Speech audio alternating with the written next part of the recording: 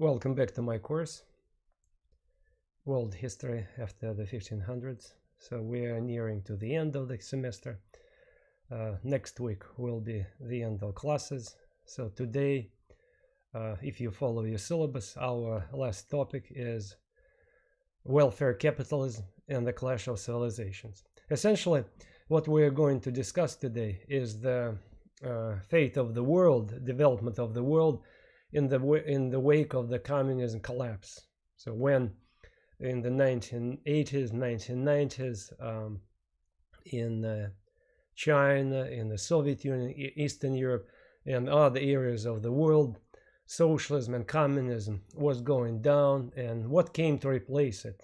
Okay, what kind of new challenges emerged for the humankind to face?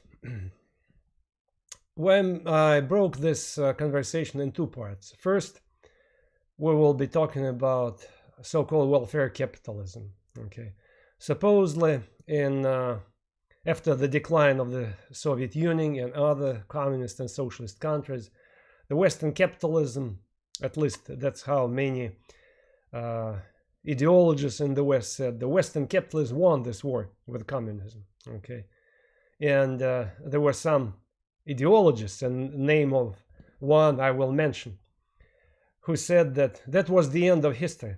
So now we eliminated this biggest challenge to the Western world, and everything would be over, and it would be happy forever and ever. But of course, human history doesn't have the end.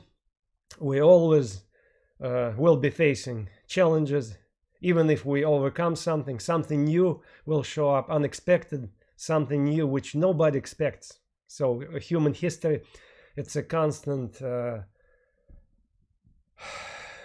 situation when you have to face new challenges, unpredictable things. Okay, you cannot predict things, and that's what drives people crazy.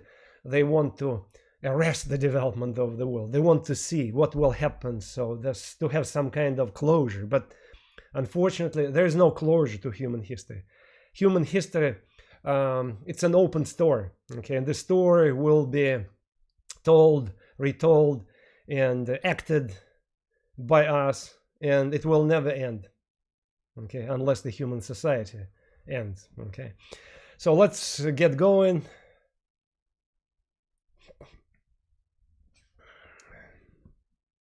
Let's start with the welfare capitalism. Okay, we talked last time about the decline of communism, this militant version of socialism. But remember, I told you that socialism, in fact, captivated the minds of people all over the world before the 1990s. Not only in the Soviet Union and China, but in Eastern Europe, but in many other Asian, African, and Latin American countries, people shared the ideals of socialism or communism. Again, communism was the militant version of socialism.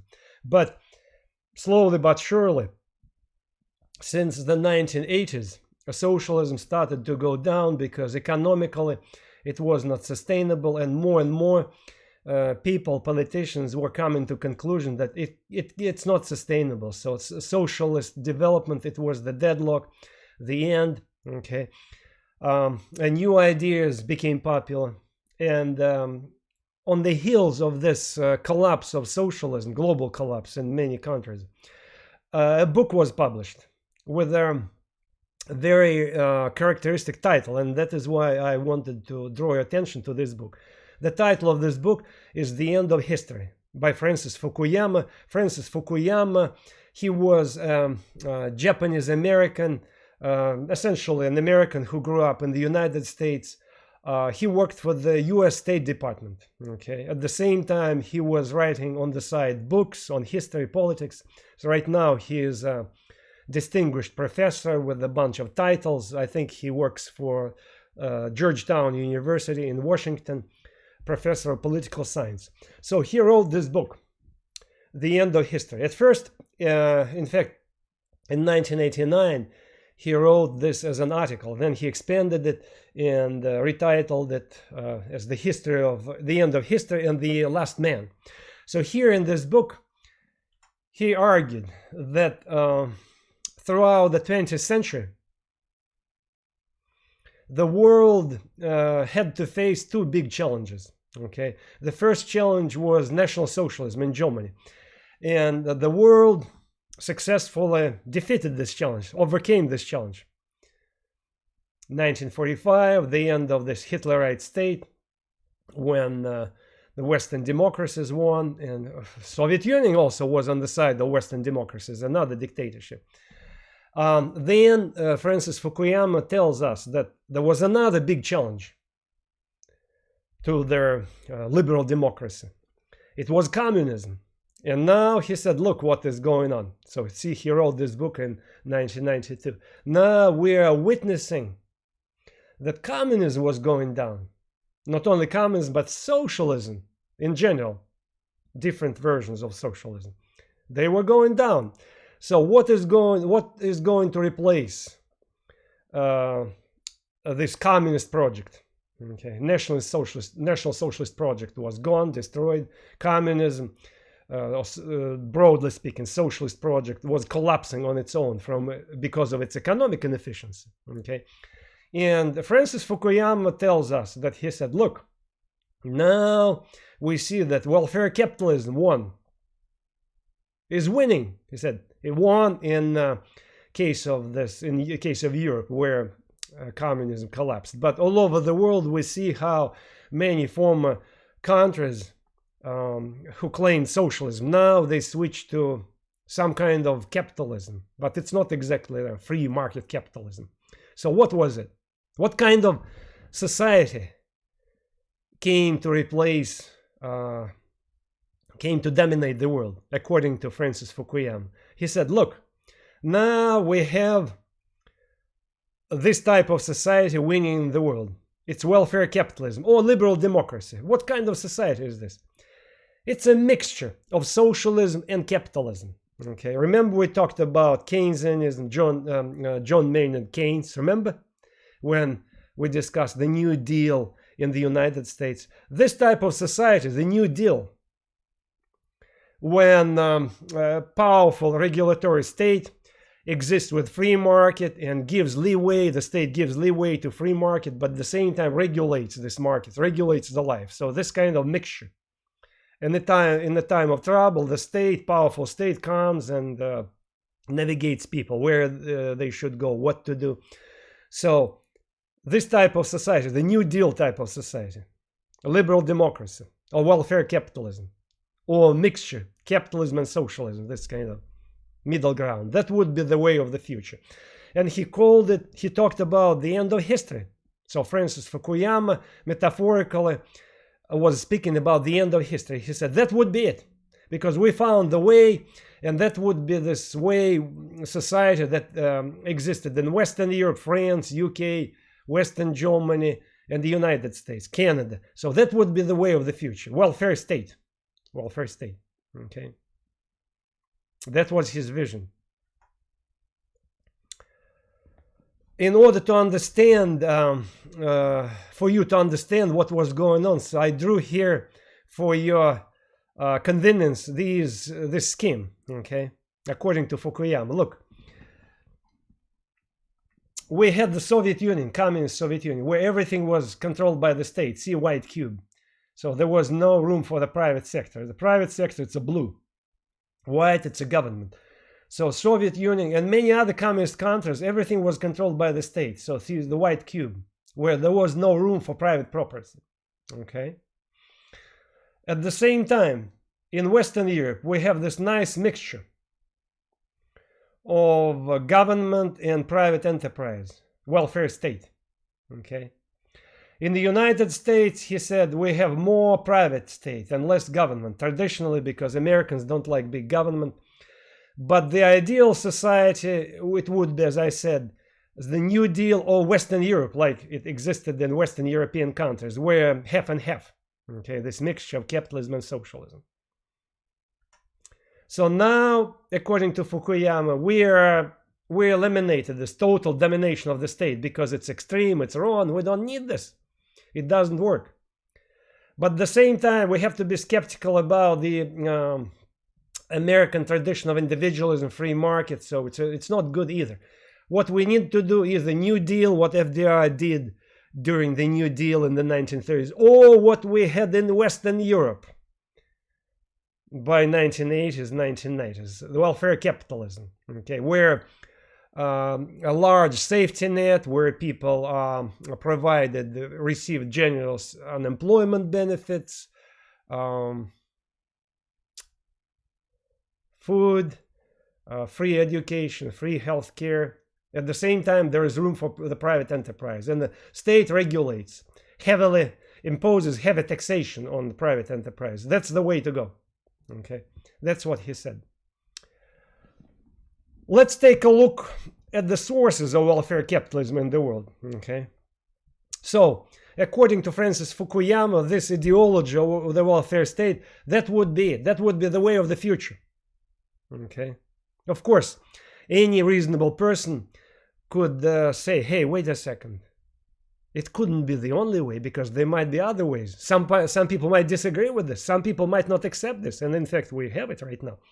So in half of the world, in the Middle East and other countries, they totally disagree with type of society. Or maybe other people in the United States would disagree with this half and half. Maybe they would like free market society. We have such people too. Okay. Or maybe we still have some people who like some kind of forms of socialism. And we see right now, by the way, there is a small renaissance, even in the United States, small renaissance of socialist ideas. Okay, so as I said, history doesn't have the end, but again, metaphorically, Francis Fukuyama tried to convince us that he didn't actually say this, that would be it, but he made a hint. So he put all this narrative, all his material, the way to show to us readers, and millions of people agreed with him. That would be it. That would be the end of history, this welfare capitalism as it existed in Western Europe. Okay, let's take a look at the sources of this welfare capitalism. Okay, the idea of the welfare capitalism in the West had three major sources. First, it was so-called democratic socialism. Okay, it's a soft version of socialism, which some socialists, especially in Western Europe, they call themselves social democrats. They realize that you cannot kill the cow that brings milk, so you cannot completely kill the free market like they had done in the Soviet Union. Otherwise, you will destroy yourself. You will cut the branch of the tree where you sit. Okay, but you have to kind of squeeze the juice from the cow of the free market, so you have to control it. But at the same time, you shouldn't destroy it. You have to regulate it. So that's hence democratic socialism. Second source of the welfare society in the West is Christianity. Not entire Christianity, but particular brands of Christianity. You may be familiar with such expression as social gospel. In the United States, there was popular movement in the beginning of the 20th century when some Christians said, in order to win the hearts and minds and souls of the people, we need to do a lot of social work. That's how we catch the people and involve them in church. Okay, social gospel. We need to fight for social justice because Jesus Christ had said that the last would be the first, and so forth and so forth. And this kind of social Christianity. Third, progressivism. It's activist government, which was based on what had been done in the 1930s in the United States and in many European countries. Okay, so-called Keynesianism. So whatever Keynes suggested, like progressive taxation, public works, injection of money in times of trouble. What we have right now, by the way, it's a typical Keynesianism. So injection of huge amount of money. The government shuts down entire country, then destroys economy, and then pumps money into economy, kind of to make economy work. It's typical John Keynes Keynesianism. Okay, what is done right now? We are witnessing right now. It is. Coronavirus, this panic right now, so you can see how it's done. At the same time,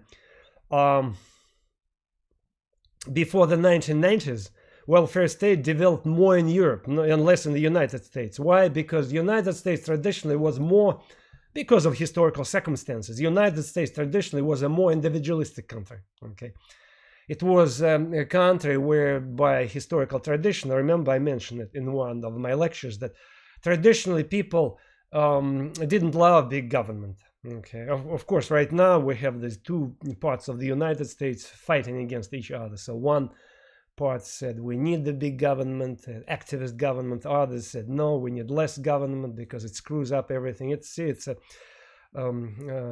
part of this American. It's a pure, uniquely American tradition. Okay, because America had been founded traditionally on this.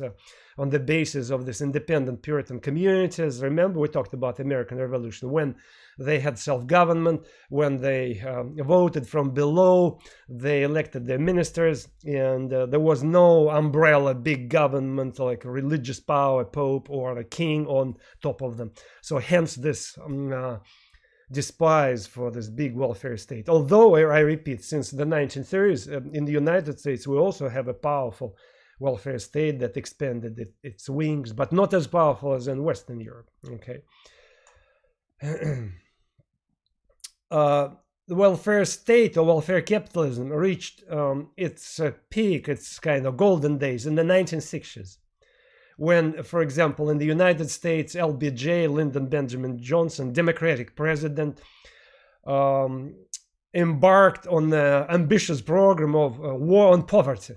Okay. In fact, LBJ was notorious in his desire to provide both butter and guns, because he was not only presided over a big welfare state, he also tried to promote warfare state, which is important to mention. So he wanted to expand U.S. military force. He introduced military draft. It existed for a while in the 1960s. The Vietnam War, this big expansion of military.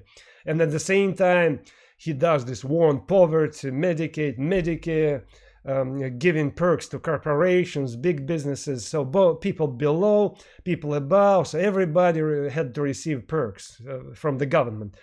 The end result of this was that many people and many businesses became dependent on the government. Okay, and this big welfare state regulated how much companies should produce. When it was needed, they even set the prices, telling companies what to do, what not to do. Okay. The first serious crisis of this welfare state happened in the 1970s. Okay, look what happened. The idea was that in a time of trouble, or just on a regular basis, if you create more jobs at the expense of the government, okay, if you pump money into people's hands, it would help development of the economy. So you pump more money, progressive taxation, it would help. Okay, that was the bottom line. Remember, that's what John Keynes said. John Keynes, by the way, at first said this pumping money should be done in the case of emergency, but then it became this emergency situation, as always happens, became the new normal. And welfare states in the West said we need on a constant basis to create more jobs and to pump money, and we need to print money. We need to do inflation and heavy taxation. Why? Because it helps economy. In some countries, taxation reached grotesque proportions. For example, in Sweden, it reached up to 75% of your paycheck taxes. In UK, income taxes reached 55% of people's checks, which forced the famous band, you may have heard about this band, the rock band Beatles. They were immensely popular in all Western countries in 1960s. So they had to escape to the United States, where income taxes were and still are, fortunately, knock on wood, income taxes were and still are lower than in other countries. It reaches up to 30%, I think, somewhere, for large, highly paid people, for high salaries, but not 55% like in UK. In Sweden, see 75%. See, the idea was that if you take a huge chunk of money from people's checks and pump it into the economy or distribute it, it would generate economic growth. But lo and behold, what happened? In the middle of 1970s, these welfare states started to stagnate. Economic growth was slowing down. Why?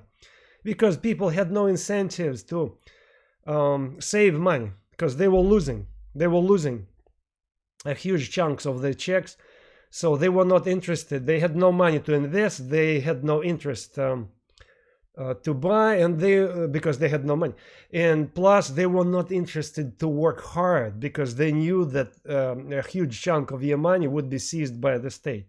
So basically, the welfare government was killing this again, the goose that was bringing golden eggs. Okay, so it was not noticeable at first in the 1960s, but by the end of the 1970s, it was very noticeable that economic growth in France, especially in France, in Sweden, in UK, especially in these three countries, and in the United States, was slowing. Okay.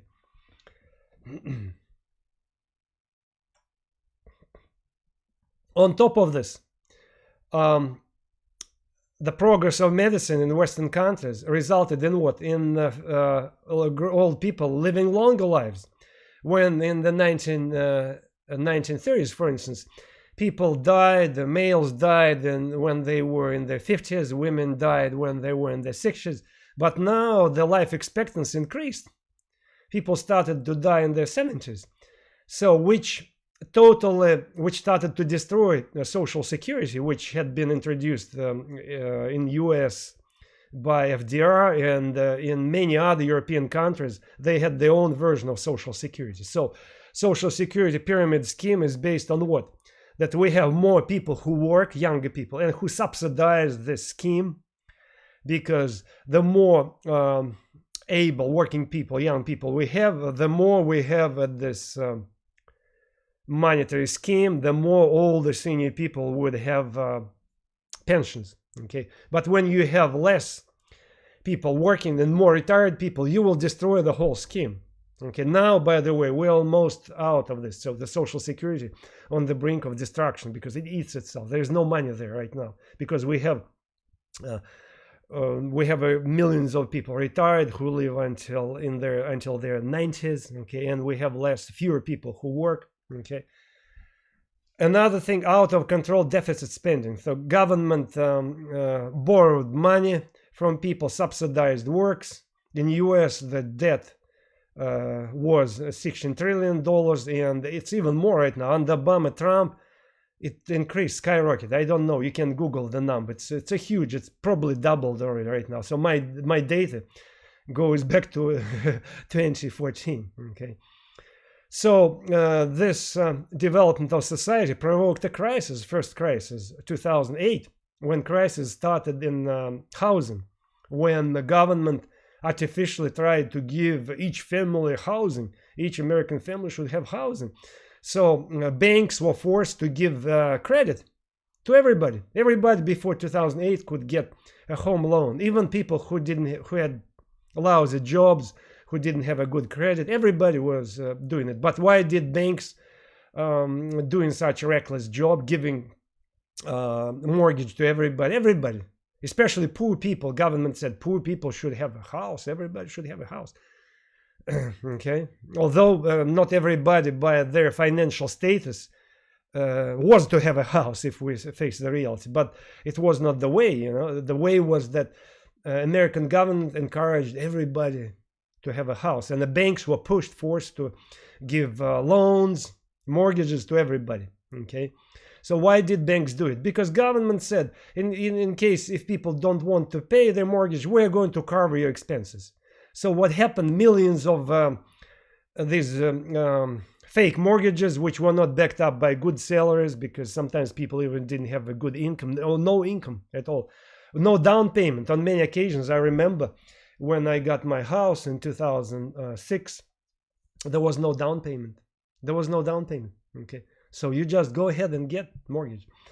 But when you have millions of such mortgages, companies, banks started to sell them, resell them, and eventually we have tens of millions of toxic mortgages which were not backed up by real money, because there were millions of people who had lousy incomes or no incomes. Okay, and at some point this pyramid goes down, and that's what happened in 2008. This housing crisis provoked this big economic crisis.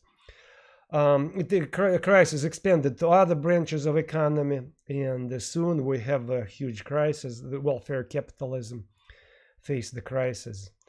We also see that by 2005 to 2006, before the evil crisis, all welfare states in the Western world, they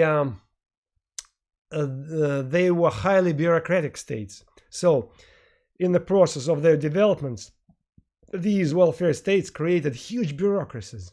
Sometimes bureaucracies were created to regulate economy, but these regulatory bodies, offices, started work for themselves. So those regulators wanted to make money, and basically bureaucracy started to feed itself. Like, for instance, Department of Education never existed in the United States, but Jimmy Carter, a Democratic president, created it, established it in 1977. What? To supervise development of education.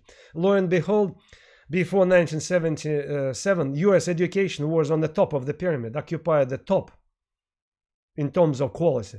After 1977, it went down. So right now it's 14. The United States, I think occupies 10th or 14th place in the world in terms of quality of education. So now you can judge. But the damage was done. We have, what, 5,000 people. That's a staff of Department of Education. What are you going to do with these people? They have families. They need to feed them. So it's a no-win situation. Or TSA 2008, when this terrorist act happened. In the wake of this act, the Republican President Bush decided to create big bureaucracy, TSA, to screen us when we fly airplanes, to undress us, to screen, to check us, to see if we carry liquid or if we how we behave, whatever. It became a noble goal, of course. Everything, or each goal is noble. So TSA was created as a noble enterprise, but it grew into huge bureaucratic enterprise, huge money wasting, money eating bureaucracy. Okay.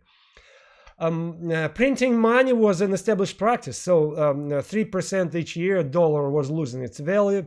It was okay, and the government used the inflation when they didn't have money. When they needed to fund something, they printed a little bit more money.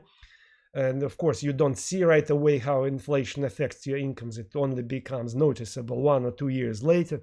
So that is why it's a very convenient way for governments to pump the money from society. Okay, so inflation was okay, but at the same time, in the time when the welfare capitalism started to face the crisis, 1970s, 1980s, we have the first voices of politicians who spoke against the welfare state. They didn't do too much. I have to stress this. They didn't do too much, but they were the first to speak up against the welfare state, against this model of development that had emerged in the 1930s. In the United States and in Western Europe. Okay, the model which Francis Fukuyama held as the blueprint for everybody to imitate. Okay, so the first major politicians to speak harshly against the welfare state were Ronald Reagan in the United States and Margaret Thatcher in UK. So look at this. I purposely mentioned the years when they came to power. It's almost simultaneously in two major countries. Correct me if I'm wrong. I think I'm right. The UK and US were the two, and still in many respects are major countries in the world in terms of the political influence. UK not in terms of economic influence, but politically. UK was and still is very influential, and US the most influential countries. So in two most influential countries, we have politicians coming to power almost simultaneously. Why? Because societies in these countries became fed up with the welfare states, or at least not everybody, of course, you cannot say it, but a significant part of society became upset about this model of development. Okay, they came to dislike it. And these two politicians, Thatcher and Reagan, became like the voice of these people who attacked the big government, attacked welfare state. Okay. I repeat again, because sometimes, especially people who are conservatives, they praise Ronald Reagan, Thatcher, and they create this false impression that, oh, they did a lot, they destroyed the big government, something like this. No, they didn't. The major role was that these two politicians, they became famous for rhetoric. So they voiced arguments, they spoke. Okay, that was the major role. That is why I emphasize this, rhetoric. They had some modest solutions, especially Margaret Thatcher, by the way, made more than Ronald Reagan in terms of real reforms. They cut some taxes, privatized some failing state-owned industries. I repeat, Margaret Thatcher made more. She privatized the railroads, she privatized coal industry in UK, okay, and the most important, she privatized the housing sector. Housing sector in England was disaster. It was municipally owned. Municipalities didn't care because apartments, blocks of apartments belonged to everybody. It was public property, so nobody wanted to fix it, okay. Shabby housing, paint was peeling, stairs were broken, so nobody cared about this. It was because the housing in major English cities were owned by municipalities. But Margaret Thatcher, what she did, she started to sell these municipal apartments to people to make these apartments into condos. Like, I'm using US expression. You know what condo means. That you buy a condo, you own it, you can sell it. So they converted these entire housing sector that, I repeat, 80% of housing sector in UK before Margaret Thatcher was owned by the government, municipalities, okay, local municipalities. Now she made sure that these blocks of apartments, these apartments would be sold to people. So people started to own them as their property. And lo and behold, immediately the quality of housing improved. So by the end of her tenure, she was twice in power, elected twice. The housing sector in England became prosperous. Okay. At the same time, unfortunately, both of them continued to print money. They practiced deficit spending. Okay. And in fact, in US under Reagan, welfare increased, welfare payments. So conservatives don't like to mention it, but I have to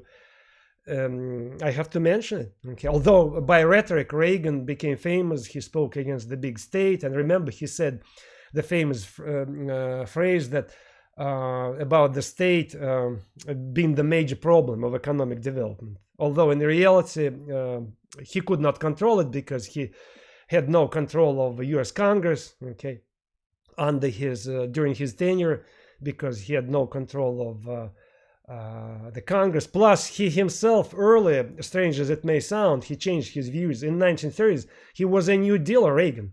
In 1930s, he supported what FDR did, and he supported New Deal. Then he changed his views in 1950s, but not completely. So he was, in 1960s, 1970s, he did become like a free market conservative, but at the same time, he did increase welfare, practice deficit spending. And most important, he increased warfare. So he increased military spending a lot. Okay.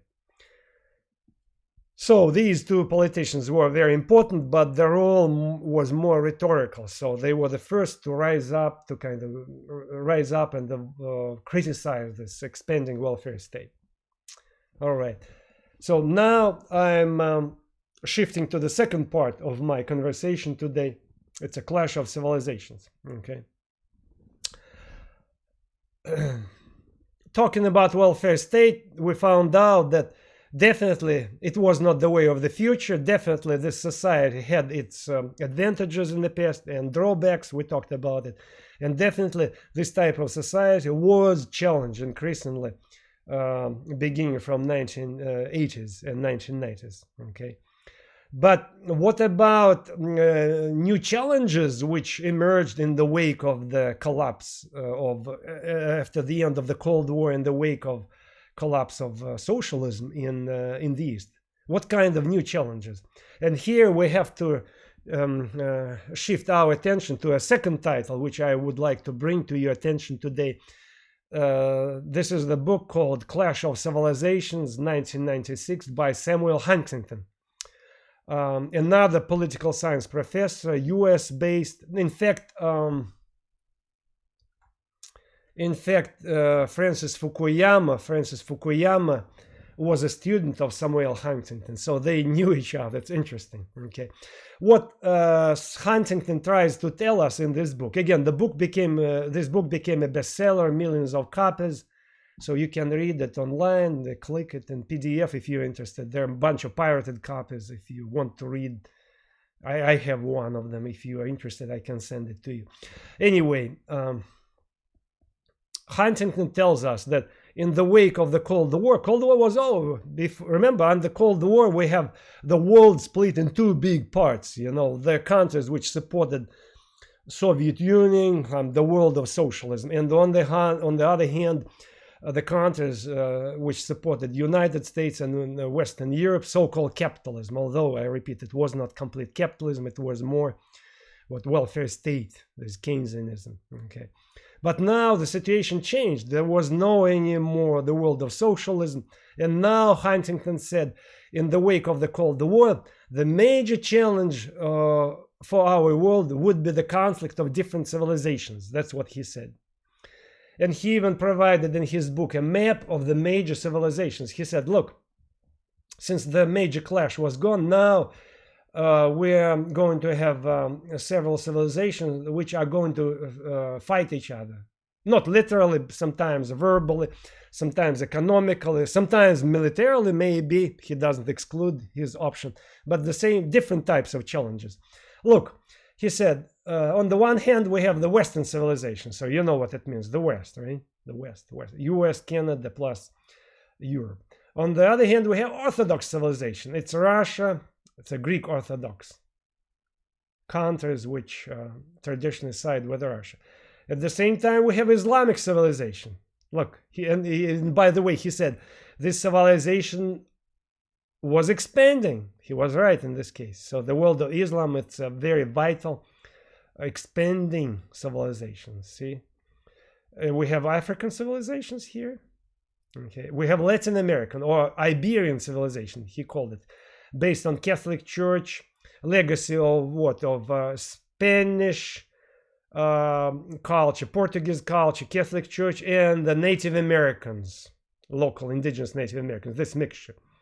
Okay, plus some. I'm sorry. Plus some African elements in Brazil injected into this Latin American civilization, which again, see, regional, local civilization. At the same time, he said there's a Sinic or Chinese civilization, which is separate. We have Hindu civilization, which is also separate. We have Buddhist civilization, okay? Tibet, Mongolia, some Asian countries here. Buddhist. It's a separate civilization, he said. We have like a hermit civilization, Japanese one. We have Ethiopian civilization, which also like a hermit. Remember, Ethiopia was the only country in Africa that hadn't been colonized because it was shielded by the mountains, plus it was a Christian country, so Europeans could not invade it because there was no excuse to invade this country, right? They couldn't use this meme of the white man's burden and stuff like that. Okay, so Ethiopians were Christians, although later they were occupied in the 1930s by Italians, but I repeat, it happened later. So Ethiopian civilization shielded by mountains with an indigenous African Christianity called Coptic Christianity was singled out by Huntington as a separate civilization. And indeed, it's a separate, like Japan, it's a separate civilization, insulated from the rest of the world, okay? So these civilizations, he said, they are going to have conflicts occasional, they're going to challenge it. And the biggest conflict right now, 1990s, and he already saw it. The biggest conflict would be between the Western civilization and Islamic civilization. Here, he pinpointed something that did have something in reality, because historically, if you took a long time ago the first part of the world history, if you remember my classes on the relationships between Ottoman Empire and the West, you know that there was a lot of bad blood between the world of Islam and the Western civilization, because they constantly challenged each other. At some point, Ottoman Empire attacked Europeans. Europeans were fighting back, defeated Ottoman Empire. Okay, in the wake of the First World War, Ottoman Empire was destroyed by Western countries, UK and France. So there was a lot of bad blood. So constantly challenging each other.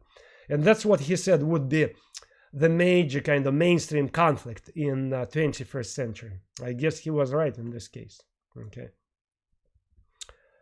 In the post September 11 world, remember September 11, when a terrorist from Saudi Arabia, a Muslim terrorist, attacked the United States, and Huntington said, look, that was this the major symbolic manifestation of this conflict between these two civilizations. That's what he said. And many people fell for his explanation, again, because it's a very convincing explanation. Okay, Judeo-Christian Western civilization against Islamic civilization. And he said, in the middle, at the center of these conflicts, would be the state of Israel. He said the state of Israel would be right in the middle of this global conflict. So a lot of arguments would be revolving around the state of Israel, its fate, again, and around the United States that supported the state of Israel. Okay. And here I would like to mention a few words about Israel.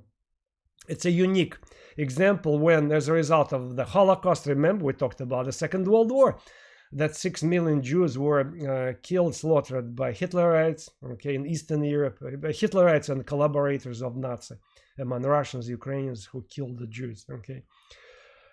So as a kind of payback, Europeans plus the Soviet Union decided to give Jews their own state. In the wake of the war, you guys have to have your state because you suffered. Although Jews had plans already to create independent state anyway in the Middle East, but there was no backup for this. So the world community did not back up. But now, in the wake of the Second World War, United Nations, the newly created organization, in 1946, 1947, started what? Talking about this project. Let's give Jews their own state, And finally, in 1948, by the decision of the United Nations, the state of Israel was created. Okay, the Palestine, which originally belonged to the Ottoman Empire, which later, after Ottoman Empire was gone, destroyed during the First World War, the British took over Palestine, and now Brits left Palestine. And according to the decision of the United Nations, Palestine became divided in two countries, split in two countries. One part of Palestine was to become an Arabic Palestinian state, and another part was to be given to Jews to become the state of Israel. That's how it was done. But unfortunately, Arab countries didn't welcome this decision. They said, hey, why do you want to do it? We were not responsible for the destruction of Jews, for the Holocaust. Why did you decide to resolve your Western European issues at our own Arabic expense? You have no right to do it. So we hate it. We don't like it. We don't like the state of Israel. And I have to stress that from the very beginning, neighboring Arabic countries, Egypt, Syria, Jordan,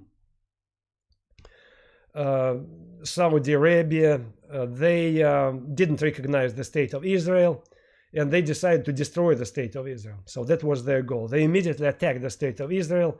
The Israelis were fighting back in 1948, and they were successful to fight back. Ironically, you know who supported them?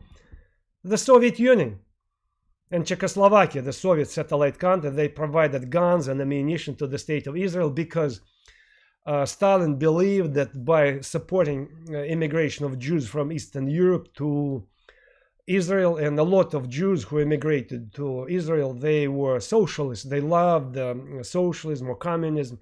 And Stalin had this wishful goal that, oh, we're going to have our own satellite state against Britain. It would be like a fortress against Britain. And of course, it didn't happen because despite their socialist sympathies, the majority of Jews who came from Eastern Europe, they didn't like Uncle Joe Stalin. They quickly fell in love with the Western Europe and especially with the United States. Okay, so Stalin was mad, angry, and of course, later in 1949, 1950, he started to criticize Israel, and in fact, he unleashed attacks against the Jews within the Soviet Union because he was so mad that Israel did not become the Soviet satellite. So he was ready to round up all the Jews within the Soviet Union and to exile them to the Far East. Okay, that was the Soviet Union. Anyway, the state of Israel successfully fought back, defeated all Arabic countries, and using this wartime situation, kicked out these Palestinian Arabs from their lands, okay, who, I repeat, were the first to attack Israelis, okay, the war, okay. So, and took over their lands, okay, if you look at this map. So at first, originally that's how it was. The white spots were lands that belonged to Israel. The rest of the lands belonged to the majority of Palestinians. And then, as a result of these decisions made by the United Nations, United Nations purposely separated Palestine in Palestinian and Israeli areas. See the white spots, it was to become the country of Israel. So some lands were taken and converted into the land that was to be Israeli owned, and other lands were to be Palestinian owned. By the way, I want to mention that Israelis did not originally did not occupy these lands, okay, did not seize these lands. They purchased these lands. Okay, they purchased these lands.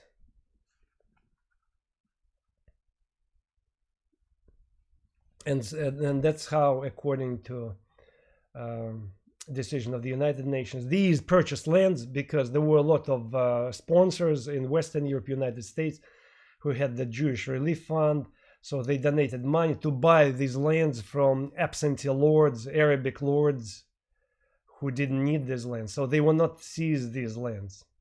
So these lands were bought for the Jewish settlement, and later, by the decision of the United Nations, these lands were declared the state of Israel. The green spots were to be owned by Palestinians. And then the war happened when Arabs attacked Israelis, and that's how Israelis took over some lands from Palestinians. And now, look, they took more because there was another war in 1967 when Arabs again wanted to attack Israelis. So now the Palestinian domain shrank. So Israelis own more land right now than Palestinians. So that's the fact. But at the same time, I repeat, it was not Israelis who initiated this war. It was Arabs who attacked the Israelis. But although Israelis they use the situation to seize these lands. Anyway, that's the situation. And in this, there's no way to resolve this conflict. I don't know when it will be. It probably will be with us forever, because on the side of the Arabs, they said that we originally lived here, so we were not responsible for whatever had been done by ancient Romans or later, who expelled Jews from these lands, because we Arabs, we came later here in the early Middle Ages, and now Europeans in the modern age wanted to resolve this the Jewish problem at our own expense, creating the state of Israel here. It's unfair. At the same time, Israelis, Jews who live in Israel, they also have a valid point. They said, we had originally lived here, read the Bible, look at this, these are the biblical lands, we belong to this land. Again, that's how they make the case that we lived here chronologically before Arabs. Although if you dig deeply into the Bible, you will see that Jews themselves in some immemorial times had come here and squeezed out the other tribe of people who had been called Canaanians, the land of Canaan, Canaanians. So we cannot go deep into history. So it's no win, no gain. So you cannot argue about history. It's the same like a silly, stupid game which sometimes Mexicans play, and Americans, like Mexicans said to Americans, "Oh, you took our northern lands, the states of Texas, New Mexico, Nevada, California. They had belonged to Mexico. Give us back." And some extremists, Mexican, La Raza nationalists, racists, they make this argument, okay, waving these Mexican flags. But it's a silly argument. Why? Because these Mexicans could be told, hey guys, you are not right, because do you know who owned these lands in the first place? These lands belong to Native Americans, so shut up. So we cannot do this historical debate. It's a silly debate. It doesn't make any sense when some ethnic groups, some countries involved into this dispute who was the first there, because if you dig into history, it's incredibly hard to understand who exploited whom, who owes what to whom. And again, it's an invitation for a disaster, and that's what we have in the Middle East. It's United Nations created this disaster, okay? But again, this man-made disaster went back to what happened in the 1930s with Jews, when the Hitlerites had destroyed the 6 million Jews. See, it's one thing leads to another thing, but it's a disaster because people argue about the historical validity of their arguments, okay? So, and I want to make a case here using this incident of Israel, this ongoing fight that never ends, probably will never end between two sides. I want to use to kind of make this argument about this silliness of this historical argument that somebody owns something to somebody who had been exploited like 300 or 400 years ago.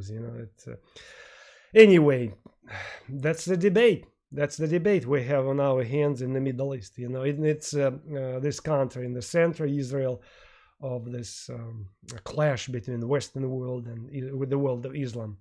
There was another war. See, I didn't mention there was another war when Arabs made the third attempt to defeat Israel, and they lost again because the Israeli army, supported by the United States, for the third time defeated Arab countries. Together, all Arab countries were defeated by Israel. And now Arab countries decided to take revenge on the Western countries. They declared a boycott, oil boycott. We're not going to sell you oil. Saudi Arabia, Iraq, Libya, Algeria, Syria, other Arab countries decided to stop shipping oil to the United States, Japan, and Western Europe because these countries sided with Israel.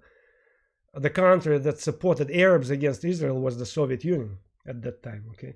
So oil shipments was stopped, and it was the way to penalize the West for supporting Israel against the Arabs. And it had catastrophic results for Western countries because oil prices went up at that time, shortages of fuel. See, right now, by the way, currently, right now, these days, the month of March 2020, we have the totally opposite situation. Right now, oil prices went down so much that in Texas, some oil companies offer buyers money to buy the oil because they cannot sell this oil. The prices dropped so much because so much oil around the world, and plus we shut down our economy right now. So we're destroying our economy right now by shutting it down because of this natural thing, this so-called corona. Anyway, we don't drive so much. We don't need airplanes don't fly. Okay, cars don't go. We don't need so much oil. Oil prices go down. But at that time, 1970s, the situation was just the opposite. Just the opposite. There was not enough oil. The oil was so expensive, incredibly expensive. It created shortages. If you talk with your grandmas, grandpas, and ask them about fuel shortages in the United States, 1970s, they will tell you that there were lines. Hundreds of cars were standing in line trying to get fuel at the gas stations. Okay, it's because of this boycott, oil boycott. So these are the major areas, oil producing areas right here, as you know. The second major oil producing area is in Russia, as you know. Western Siberia. So but the Middle is the major one because it's easy to dig for oil here, drill oil, because it's close to the surface. And Islam received this powerful weapon, oil money, okay, to penalize the West. And to the present day, before the oil prices went down, the world of Islam, particularly Arabic countries plus Iran, also is Islamic country, they successfully used this weapon of oil against the Western countries. Okay. Plus Islam, it's a very potent religion. Okay, and in 1970s we see the rise of this religion, expansion of this religion. See, as far as Christianity is concerned, we see a decline of some Christian denominations in Europe. For instance, Catholicism, Lutheranism, Anglican Church were in decline. Okay, and in Europe, for instance, by 1990s, only 6% went to church. If you compare it with the world of Islam, you have totally opposite picture. The world of Islam was experiencing revival in the 1970s, and the symbol of this revival was the Islamic Revolution in Iran, 1979, when the secular government of Shah Mohammad Reza Pahlavi, who was an American puppet, he was toppled down, kicked out from the country. And Islam was a very secular country. So where women never wore these hijabs and all this stuff, they were like Western women. But now a new government, Muslim government, came to power, supported by the people. Why? Because in Iran, many people came to hate this pro-Western regime. Okay. And look at what happened in 1979 when the golden days of socialism were going down. So that is why socialism could not become an attractive alternative in this case. Remember, we talked about socialist alternative for many third world countries when in 1950s, 1960s, okay, but not anymore, because 1970s, especially at the very end, at the turn of 1980s, the golden days of socialism were over. It was going down, and remember, we talked about it. Okay, so, and that was the time, and that was the niche which became occupied by Islam. Okay, so we have this potent religion that in some countries came to fill this void created by socialism. Okay, so that is why we have expansion of Islam in East Africa, where this secular political religion of socialism was gone, and through again, quote unquote, religion of Islam coming to fill this void. You know, such countries like Tanzania, Somalia. By the way, Somalia and Tanzania were formerly socialist countries. Okay, Mozambique, Madagascar. See, here Islam was expanding, using here this huge funds, money, you know, to kind of buy the loyalty of local leaders. Okay, so we have a huge expansion of Islam in Eastern Africa in 1980s, 1990s. Okay, and both and in Europe as well, because since 1970s, 80s, we have large immigration to Europe. At first it was small, but then it was growing, and you know, by 2015, before European countries imposed restrictions, some restrictions on this immigration, it was a human tide, it was flood that was coming from the Middle East because of these wars, because of this desperate economic situation. The flood of people was coming to Europe. Okay, and that is why Islam became widespread in all Western European countries. Now, in many Western European countries, we have chunks of population pledging their allegiance to Islam, not necessarily going to mosque, but pledging allegiance to Muslim civilization. Okay, even superficial allegiance, you know, being part of this Islamic community. Like in France, for instance, in France, 30% of population of France, these are the people who are tied to the Muslim tradition. They either regularly go to church, or culturally they belong to Arabic countries, or formally pledge their allegiance to Muslim civilization. Okay, and what contributed to the rise of this religion was U.S. invasion into Iraq As you know, under President Bush, there was the second Iraqi war, okay, when U.S. Government invaded, George Bush Jr., U.S. government invaded Iran, decided to, in the wake of the September 11, Iraq was blamed in harboring terrorists, although the regime did not harbor terrorists, okay. But anyway, the regime was blamed, and U.S. invaded Iraq, occupied Iraq, and it created this huge disaster. It became a money pit. Billions of dollars were wasted for this war, and it created this animosity in many neighboring countries, Muslim countries, animosity against the United States. We have these facts of burning flags. U.S. flags were burned. See, debacle in Iraq. And that was the biggest challenge. And this challenge is still continuing to the present day. We know right now Iran also kind of continues to be this country that flexes her muscles, challenging the United States. Some of these countries still support terrorists all over the world. It's still a big challenge. So this, whatever Huntington had to say about this conflict between these two civilizations is still going on. And on this note, I would like to finish my lecture. And I wanted to tell you that that will be the end. That will be our last lecture. Although formally, our classes end next week. So our last class formally would be next week. But I will make this day, I will give you a day to work on your paper because next week on April 28th, you will have to put in a Dropbox all your papers. I will create Dropboxes. You know, if you don't see them, they will be there. Dropboxes for your final paper, Infidel. And those of you, like 3 or 4 students, do some optional credit papers. So I will create a special Dropbox for this optional paper. But the major paper, this Infidel, by the book called Infidel by Ayaan Hirsi Ali. The book report is due this coming Tuesday, April 28th, the last day of classes. Don't forget about it. So I will be looking forward to read your papers. Okay. Thank you for your attention and stay safe. And I hope I will see you sometime. Maybe you will take some of my future classes. So by the way, I will be teaching Russian history, and I will be teaching course on socialism. This fall I will be teaching a special course on the history of socialism.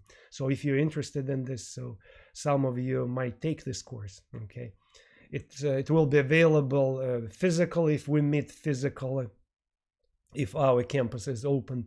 If we don't, so this course will be online because I have 2 versions. So I welcome you if you need by some chance. I know that you many of you don't need it, but maybe some of you will be interested. So again, I'm teaching this course on socialism. And I thank you for your attention. Stay safe. Goodbye. And if you have any questions, so please continue to email them, and I will try to respond them. Bye-bye.